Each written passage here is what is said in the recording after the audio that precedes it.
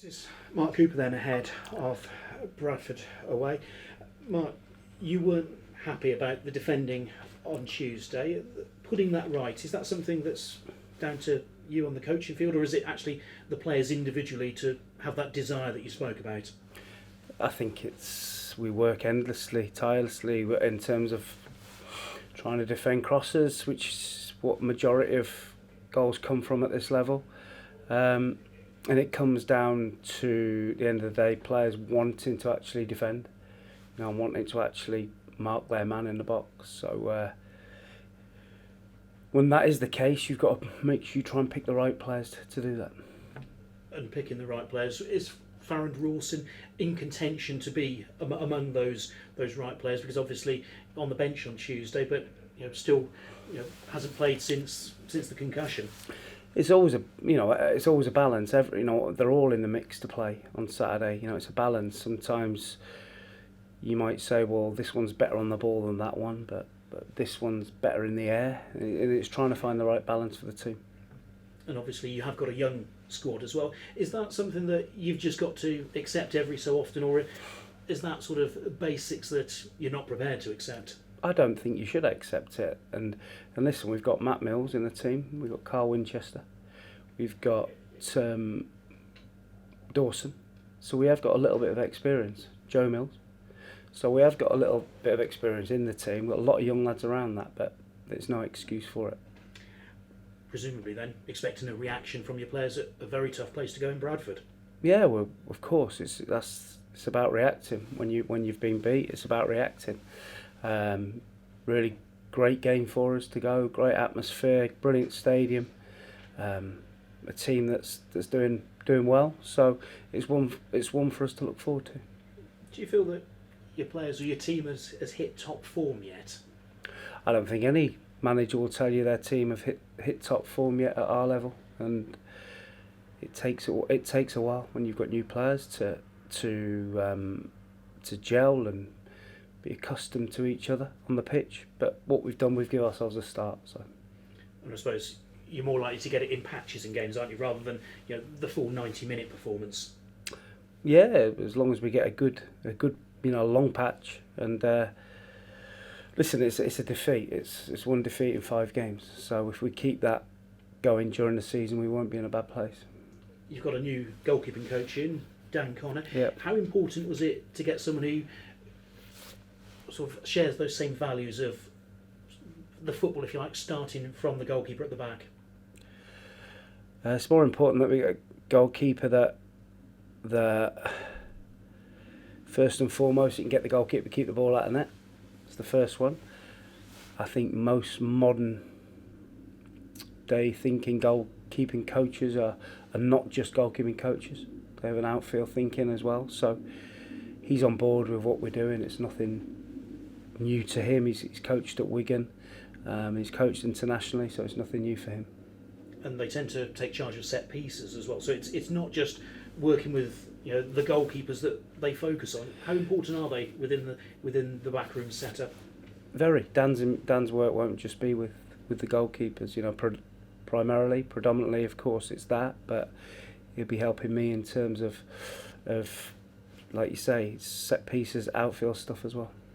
Injuries, how's the squad? All good. I think it's just Shepherd. It's the only one. Thank you. Good luck. Thank you very much.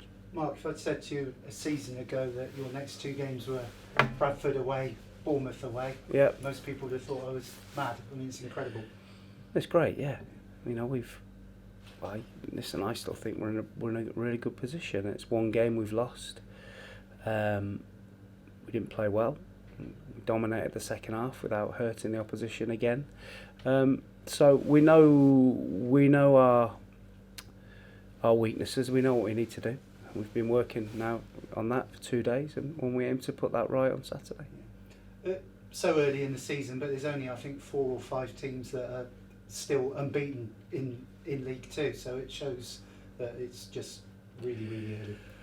I think last year we went 16 games unbeaten, but we didn't get enough points. So this year we want to try and win more games, and if we are to lose a couple along the way, then so be it. Yeah, I mean, you're not going to do an Arsenal, are you, and go unbeaten all season? So no. People have got to expect the odd blip. Yeah, we did well last year, like I say, unbeaten for 16 games, but we weren't probably where we should have been in the table. So if you can win 2 and lose 1, then it's probably about the right ratio. I think one of the standard bearers of your team is when you have lost a game and there's been maybe a bit of doom and gloom from outside, you've always seemed to bounce back when you've had to go and maybe play someone like Tranmere away.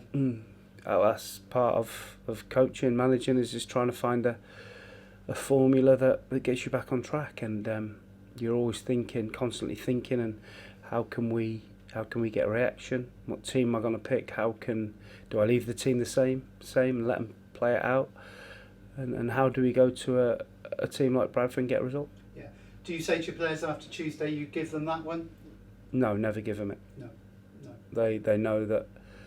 They know where the game was lost. You can't let 2 balls come in your box and the opposition score from 6 yards out and expect to win a game of football when you're not playing well. So if we go and we have a right go, we do everything really well, but we're beaten by that team, then I'll give them it. Your 2 forwards that have come off the bench have made goal-scoring impacts. The ones that have started haven't. How do you change that, or how do they change that? I think as a team we have to probably give them a bit more to go on. It's not a case of playing 2 up, 1 up, none up, 3 up. It's a case of being a bit more incisive in the final third of the pitch to give them something to go on. Yeah. The play has been very pleasing on the eye, but as you said, is it just that final little tweak in the final third? Is it a bit of luck sometimes? No, I'm not. I don't think it's luck. I think we need to take a few more chances. We need to be a bit more incisive, and we're being a bit safe at the minute. So, but it takes time. Yeah, Bradford's going to be a real cauldron, isn't it? Probably 14,000, 15,000. But is that something your players would hopefully embrace? Players should really look forward to it. I'm looking forward to it, and you want to be playing in front of 14,000, 15,000 rather than 2,000 for certain. So hopefully the players embrace that and go and put on a real show. What type of football team are Bradford? What do you expect from them? Effective, 4-4-2, 2 proven goal scorers, Clayton Donaldson, James Vaughan. Not going to get many better at this level, and they'll want to get the ball wide and they want to put it in the box for those 2. Yeah. Do you feel happier with a 3 at the back, or I know you tweaked it halfway through the game? Is that normally going to be your sort of mantra, your stamp? I think it's whatever the game needs at a specific time, and formations for me. I think in our defensive half of the pitch, you'd say we're a 3 at the back, but when we attack, you'd probably say we're 1 at the back. Yeah. So it's not about the systems; it's about the players carrying out their duties and performing well. I know you're just purely focused on Bradford for Saturday, but I just wanted to briefly touch on Bournemouth. What a great fixture for the football club. Fantastic. I have 2 teams in mind, one for Saturday and one for Wednesday, which we have to do. But the boys that get the opportunity to play on Wednesday are playing at a Premiership team, and they need to prepare and be ready so we don't get a pasting. Yeah. Do you feel there's similarities between the 2 clubs in styles and beginnings? Well, we haven't got a beach. No. In terms of the football philosophy. Listen, it's there's, like I always say, there's no right way or wrong way. We have a way of playing that people make a lot about, and Bournemouth have a real exciting way of playing. I think the thing that I like about Eddie's teams is even when they go to the big guns, they don't really change. They go and attack them, and if they get beat, they get beat, but they stick to what they do. And of course, as a manager, you've got good memories when you managed Tamworth. You went there and turned them over in the FA Cup. Did. I played. 15 years ago. I played as well, Ash. Wow. I played in that game. We won 2-1, I think. Yeah. We won 2-1 at You were a player manager. Yeah. Remember it vividly. Yeah. Yeah. And one of their players was in that team then, and probably will be on Wednesday. Andrew Sermon. Wow. Which is incredible. He's got longevity. He must have been young. Yeah.